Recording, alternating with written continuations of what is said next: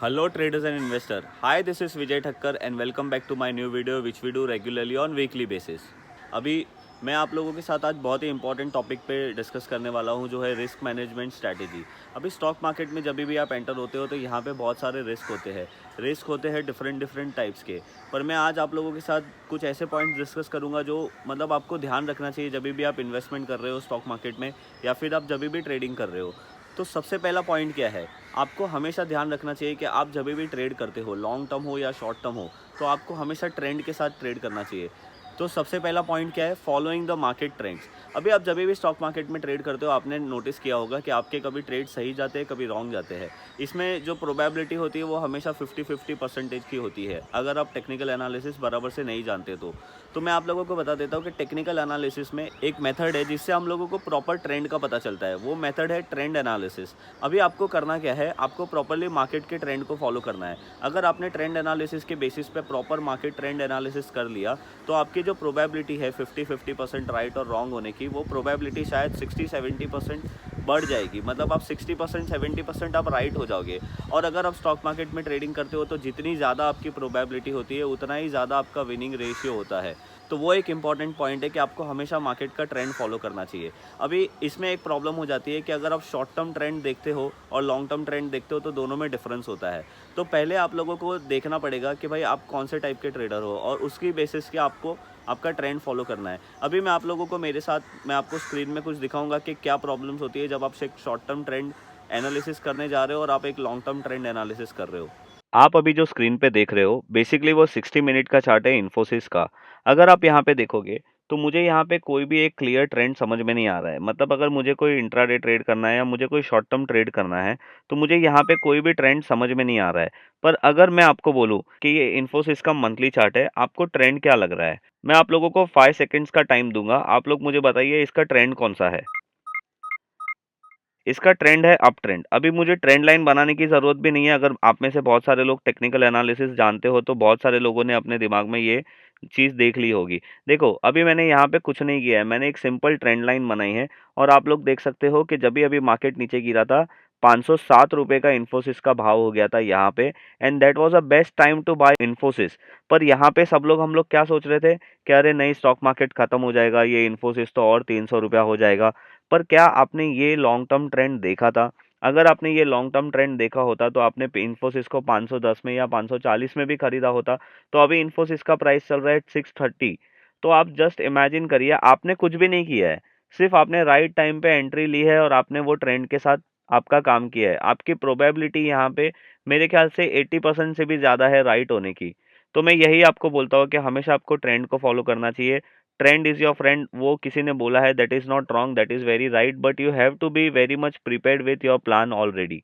दूसरा पॉइंट मेरा ये है कि आपको आपके ट्रेड प्लान करने चाहिए। अभी आप लोगों ने बहुत सारे मेरे ट्विटर में मेरे बहुत सारे ट्वीट देखे होंगे। हमेशा मैं बोलता हूँ plan your trade, plan your trade. वो मैं क्यों बोलता हूँ, बिकॉज जब भी आप ट्रेड प्लान करते हो ना तो आप एकदम मेंटली पीसफुल रहते हो। क्योंकि अगर आपने ट्रेड प्लान नहीं किया है, समझो आज आज मार्केट चालू है, आपको कुछ इंट्राडे ट्रेड करना है या आपको कुछ पोजिशनल ट्रेड करना है और आपने कोई भी ट्रेड प्लान नहीं किया है और अचानक से आपके सामने कोई अपॉर्चुनिटी आ जाती है, फिर आप वो टाइम पे प्रॉपर डिसीजन नहीं ले पाते। अगर आपने ऑलरेडी ट्रेड प्लान कर दिया है तो आप आपका डिसीजन प्रॉपरली भी ले पाओगे और आपका जो रिस्क मैनेजमेंट कैलकुलेशन होगा वो भी आपका प्री कैलकुलेटेड होगा।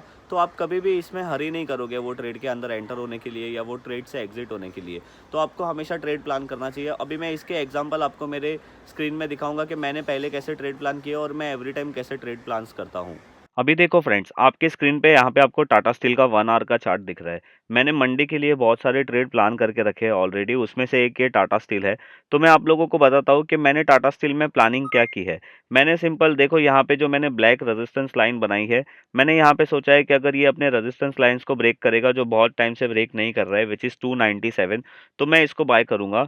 मेरा फर्स्ट टारगेट रहेगा 317 और 317 के अगर ऊपर गया तो मेरा सेकेंड टारगेट रहेगा 332। और ये ट्रेड में मैंने अपना स्टॉप लॉस भी अगर आप देखो तो जो मेरी रेड लाइन है वो मैंने प्री कैलकुलेटेड रखा है। मेरा स्टॉप लॉस रहेगा 285। तो मैंने अपना ट्रेड प्लान कर लिया है और देखो आपको मैं बताना चाहता हूँ कि इसमें मेरा रिस्क टू रिवॉर्ड रेशियो क्या रहेगा।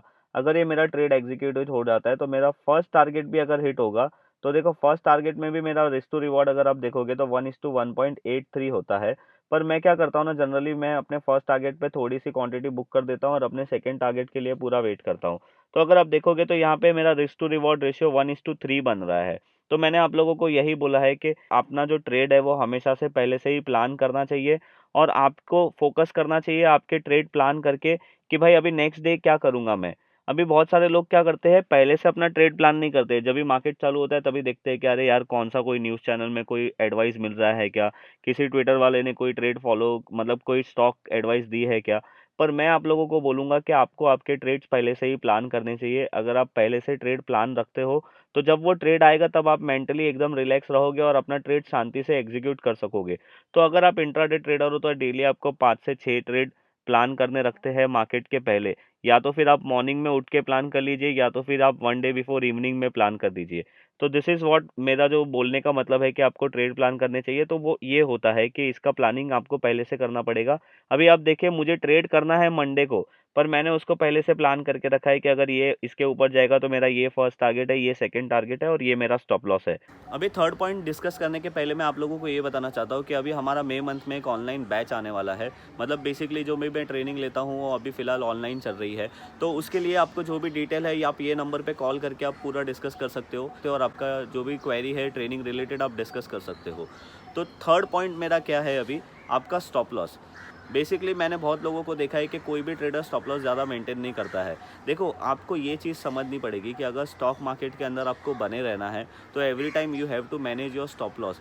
स्टॉप लॉस एक ऐसी चीज़ है ना जो आपको मार्केट में कंटिन्यूसली रखेगी। अगर आप स्टॉप लॉस मेंटेन नहीं रखते तो जस्ट इमेजिन करो, अभी जो लास्ट मंथ में कंटिन्यूसली 2 बार लोअर सर्किट लगे तो वो टाइम पे आपकी इन्वेस्टमेंट ऑलमोस्ट जीरो हो जाती। तो अगर आपने एक स्टॉप लॉस रखा रहता तो आपके एक लॉस की लिमिट होती, तो शायद वो लोअर सर्किट में आपको प्रॉब्लम नहीं होती। हाँ, मैं समझ सकता हूँ कि लोअर सर्किट के टाइम बहुत सारी पैनिक्स होती है, हम लोगों को बहुत सारे इश्यूज़ आते हैं, पर फिर भी आपको हमेशा स्टॉप लॉस मेंटेन करना चाहिए। अभी मैं आप लोगों को एक स्टॉप लॉस की नॉर्मल सी एक बात बताता हूँ। फॉर एग्जांपल समझो आपने 10 ट्रेड लिए हैं, 10 ट्रेड में से सारे ट्रेड्स के आपके रिस्क टू रिवॉर्ड रेशियो है वो 1:3 है, और समझो आपके 5 ट्रेड रॉन्ग हो गए, तो आपने 5 ट्रेड में कितना लॉस कर दिया, 5%। पर अगर आपके 5 ट्रेड राइट हुए हैं तो समझो आपने 5 ट्रेड में जो लॉस किया है वो 5% था, और अगर आपने 5 ट्रेड में जो प्रॉफिट किया है वो हर ट्रेड के अंदर 3% का प्रॉफिट किया है, तो समझो आपने 5 ट्रेड में कितने प्रॉफिट किए, 15%। तो अगर आप आपका लॉस भी माइनस कर लेते हो 5%, और अगर आपका जो एक्सपेंस है अगर आप वो भी माइनस कर लेते हो, तो भी आप नेट नेट प्रॉफिट में ही रहोगे। अगर मैं बोलूँ कि अगर आपका 50-50% एक्यूरेसी नहीं है, अगर आपका 40% भी है, तो आप खुद ही कैलकुलेट कर लीजिए 1:3 में भी फिर भी आप प्रॉफिटेबल ट्रेडर रहोगे। तो आपको हमेशा स्टॉप लॉस मेंटेन करना ही चाहिए। अगर स्टॉप लॉस ट्रेड में होता है तो दैट इज़ नथिंग बैड। अगर आपके ट्रेड में स्टॉप लॉस हो रहा है तो इसका मतलब ये नहीं कि आप ख़राब ट्रेडर हो, इसका मतलब ये है कि जो आपका सिस्टम है वो अभी मार्केट में काम नहीं कर रहा है। तो बहुत सही ऑप्शन है, हमेशा आपको स्टॉप लॉस मेंटेन रखना चाहिए। अभी हमारा फिफ्थ पॉइंट ये है कि आपको हमेशा आपका पोर्टफोलियो डाइवर्सिफाई रखना चाहिए। अभी इसका मतलब क्या है, पोर्टफोलियो का मतलब क्या है, देखो, अगर आपके पास समझो 10 लाख रुपया है और वही 10 लाख रुपया आपके पास इतना है कि जो आपको इन्वेस्टमेंट करना है, पर आपको पूरा का पूरा 10 लाख रुपया स्टॉक मार्केट में नहीं लगाना है। अपने इंडियन फाइनेंशियल मार्केट में बहुत सारे ऑप्शंस है, एफडी है, आपके पास बॉन्ड्स का ऑप्शन है, आपके पास एक बार म्यूचुअल फंड का भी ऑप्शन है। म्यूचुअल फंड में कौन सा बोल रहा हूँ, इक्विटी ओरिएंटेड म्यूचुअल फंड नहीं, मैं बोल रहा हूँ डेप्थ ओरिएंटेड म्यूचुअल फंड। तो आप उसमें इन्वेस्टमेंट कर सकते हो, और आप थोड़ा सा पैसा, मतलब आप परसेंटेज में कैलकुलेट करिए, अगर आपने सब जगह पे थोड़े थोड़े परसेंटेज पैसा लगाया है तो आपको सब जगह से जो रिटर्न है वो कंटिन्यूसली मिलेगा। स्टॉक मार्केट में हमेशा हाई रिस्क हाई रिटर्न होता है, तो मैं आपको सजेस्ट करूंगा कि आपके अगर आपका 10 लाख का कैपिटल है तो आप वहाँ पे 3 लाख रुपया ही स्टॉक मार्केट में इन्वेस्टमेंट करिए। क्या होगा ना कि अगर लॉस होगा तो वो 3 लाख रुपये का लॉस होगा, और अगर अच्छा खासा रिटर्न मिलेगा तो आपको 3 लाख में रिटर्न मिलेगा, जो आपको पूरे पोर्टफोलियो में इफेक्ट दिखेगा। तो अगर आपका स्टॉक मार्केट का पोर्टफोलियो अगर आपको अच्छा रिटर्न देता है तो आपका पूरा पोर्टफोलियो एक अच्छे रिटर्न पे आके बैठ जाएगा, और अगर स्टॉक मार्केट का पोर्टफोलियो अच्छा रिटर्न नहीं देता है या माइनस में जाता है या पूरा नेगेटिव हो जाता है तो भी आपको पूरा कैपिटल में इफेक्ट नहीं पड़ेगा। तो आपको हमेशा आपका पोर्टफोलियो डाइवर्सिफाई रखना चाहिए। डाइवर्सिफाई का मतलब ये नहीं है कि आपने भाई एक पैसा आपने फार्मा फंड में डाल दिया, एक पैसा आपने स्टील सेक्टर में डाल दिया, थोड़ा सा पैसा आपने बैंकिंग सेक्टर में डाल दिया, थोड़ा सा पैसा आपने एनबीएफसी में डाल दिया। डाइवर्सिफाई का मतलब ये है कि अदर फाइनेंशियल इक्विपमेंट जितने भी अपने इंडिया में अवेलेबल है, आपको पैसा सब जगह पे इन्वेस्ट करना चाहिए। तो प्लीज़ डाइवर्सिफाई योर पोर्टफोलियो, वो भी ज़्यादा इंपॉर्टेंट है। अब अपना ये टॉपिक का लास्ट पॉइंट है टेक प्रॉफिट। अभी टेक प्रॉफिट का मतलब क्या है, मैं आपको एक एग्जांपल देता हूँ। समझो आपने कोई शॉर्ट टर्म इन्वेस्टमेंट किया था, उसका टारगेट आपका जो भी था, और एक लेवल पे आने के बाद वो टारगेट आ जाता है, तो आपको आपकी इन्वेस्टमेंट वहाँ से एग्ज़िट कर लेनी चाहिए। क्यों? क्योंकि जब भी आपका स्टॉक एक अच्छे टारगेट प्राइस पे आता है ना, तभी सिर्फ वो स्टॉक आपके पास नहीं होता है, पूरे मार्केट में होता है और सब जगह पे वो स्टॉक की बात चलती रहती है। और न्यूज़ चैनल्स में और बहुत सारे मीडिया प्लेटफॉर्म पे वो स्टॉक्स के और ज़्यादा टारगेट्स आ जाते हैं। तो मैंने बहुत सारे ऐसे इन्वेस्टर्स को, बहुत सारे ऐसे ट्रेडर्स को देखा है जो थोड़े ग्रीडी होकर वो स्टॉक्स को वहाँ पे बेचते नहीं है।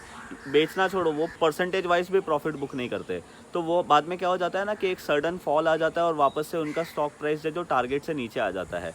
तो आपको हमेशा, आपको जब भी आपका टारगेट आता है, जो भी आपने कैलकुलेट किया था, जो भी आपने परसेंटेज वाइज सोचा था, अगर वो टारगेट आ जाता है तो आपको आपका जो इन्वेस्टमेंट है या आपको आपका जो ट्रेडिंग है वो वहाँ पे ख़त्म कर देना चाहिए। मतलब अगर आपने शॉर्ट टर्म इन्वेस्टमेंट किया है तो वहाँ पे बेच दीजिए, और अगर आपने इंट्राडे ट्रेड लिया है तो वहाँ से आप एग्जिट हो जाइए। अभी इसका एग्जांपल मैं आपको मेरे स्क्रीन पे दिखाऊंगा। मैं एक एग्जांपल लूँगा मेरी शॉर्ट टर्म इन्वेस्टमेंट का और एक एग्जांपल लूँगा मेरा इंट्राडे ट्रेडिंग का। अभी देखिए, in the month of November 2019 मैंने एक ट्रेड दिया था आईआरसीटीसी का। मैंने बोला था कि अगर आप मेरे ट्विटर अकाउंट में भी देखोगे तो वो पहले से ही वहाँ पे है। मैंने बोला था कि अगर ये आईआरसीटीसी 910 के ऊपर जाता है तो मेरा टारगेट है 1200 और मेरा स्टॉप लॉस रहेगा 850।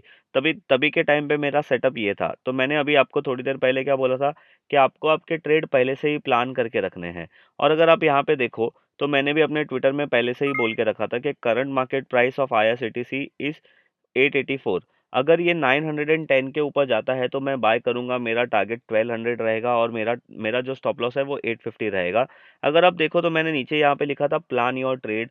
बाद में उसका मतलब मैं आप लोगों को आज वही समझा रहा हूँ कि मैंने जब ये आईआरसीटीसी लिया था मैंने ऑलरेडी प्लान कर लिया था कि मेरा टारगेट रहेगा 1200 और जब भी ये 1200 आएगा मैं एग्जिट हो जाऊंगा। और क्या हुआ ना कि जब भी मैंने ट्रेड लिया, ये मंथ था, अगर आप देखो यहाँ पे नवंबर मंथ में, तो जब भी मैंने इसको ट्रेड एग्जीक्यूट हुआ उसके बाद इसने मेरा जनवरी मंथ में टारगेट हिट कर दिया था। 1200 का जो टारगेट था वो जनवरी मंथ में हिट कर दिया था। पर अगर आप देखो आईआरसीटीसी का, अगर आप मंथली चार्ट देखो तो आईआरसीटीसी अगर आप देखोगे तो ऊपर में वो ऑलमोस्ट 2000 तक गया था। तो इसका मतलब क्या है? Obviously as a investor, as a short term investor मुझे भी दुख हुआ था कि यार मैंने 1200 1300 में एग्जिट कर लिया और उसके बाद आईआरसीटीसी 2000 तक चला गया।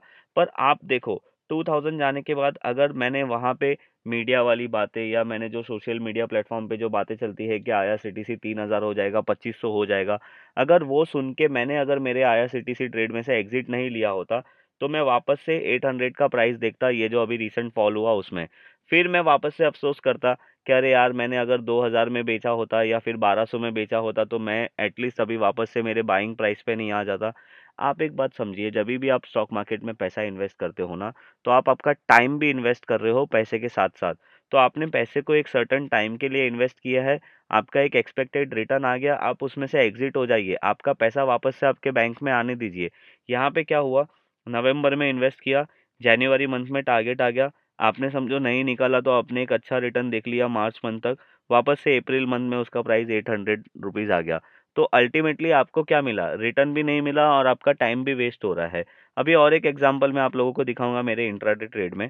मैंने थोड़े टाइम पहले मेरे ट्विटर अकाउंट में मैंने सीएट टायर का मैंने एक ट्रेड शेयर किया था। उसमें जैसे मैंने आप लोगों को बताया कि मैं ऑलरेडी ट्रेड्स प्लान करके रखता हूँ, तो आप अगर देखोगे तो यहाँ पे भी मैंने ट्रेड पहले से ही प्लान करके रखा था वन डे प्रायर में। ये सीएट का 15 मिनट टाइम फ्रेम है। मैंने यहाँ पे देखा था कि सीएट अगर 748 के ऊपर ब्रेकआउट देगा, शायद ये मैंने अपने ट्विटर अकाउंट में भी शेयर किया था, अगर मुझे उसका प्रूफ मिल जाएगा तो मैं आप लोगों को स्क्रीनशॉट यहाँ पे शेयर कर दूंगा। तो मैंने यहाँ पे पहले से ही बोला था कि अगर ये 750 या 748 के ऊपर जाएगा तो मैं बाय करूंगा फॉर द टारगेट ऑफ 826। इसमें मेरा स्टॉप लॉस कुछ 730 735 का था। तो ये ट्रेड मेरा एग्जीक्यूट हो गया। अगर इमेजिन करो कि अगर मैंने अपने टारगेट प्राइस पे नहीं निकाला होता तो वापस से मुझे अपने बाइंग प्राइस के पास वो सीएट टायर को देखना पड़ता। तो अल्टीमेटली मुझे क्या मिलता? अफसोस ही मिलता कि यार मैंने अगर इसमें प्रॉफिट बुक कर दिया रहता तो अच्छा होता। तो मैं आप लोगों को हमेशा एडवाइस करूंगा कि आप हमेशा आपके ट्रेडिंग रिलेटेड जो आप जो भी डिस्कशन लेते हो, ट्रेडिंग का जो भी डिसीजन लेते हो, आपका जब भी प्रॉफिट टारगेट आ जाता है प्लीज आपका अपना पैसा निकाल के एग्जिट हो जाइए। बिकॉज उसके बाद वो स्टॉक डबल भी हो जाए, ट्रिपल भी हो जाए, उससे हमें कुछ लेना देना नहीं है। आपका टारगेट आ गया, आप एग्जिट हो जाओ, अपने वो स्टॉक के साथ काम खत्म। अगर आप रेगुलरली स्टॉक रिलेटेड अपडेट रहना चाहते हो तो आप मेरे ट्विटर अकाउंट को फॉलो कर सकते हो। मेरा ट्विटर अकाउंट है विजय THK। अगर आपको मेरा वीडियो अच्छा लगा है तो आप मेरे वीडियो को लाइक कर सकते हो। देखो, जब भी आप लाइक करते हो ना तो मुझे बहुत मोटिवेशन मिलता है ऐसे वीडियोस बनाने के लिए, ऐसे टॉपिक्स के ऊपर डिस्कस करने के लिए। और अगर आप मेरे चैनल पे नए हो तो आप मेरे चैनल को सब्सक्राइब भी कर सकते हो। और अगर आपका कोई फ्रेंड है जो स्टॉक मार्केट में ट्रेडिंग या इन्वेस्टमेंट करता है, उसके साथ ये वीडियो भी आप शेयर कर सकते हो। तो हम लोग मिलेंगे नेक्स्ट वीडियो में कुछ ऐसे ही नॉलेज के साथ। Thank you.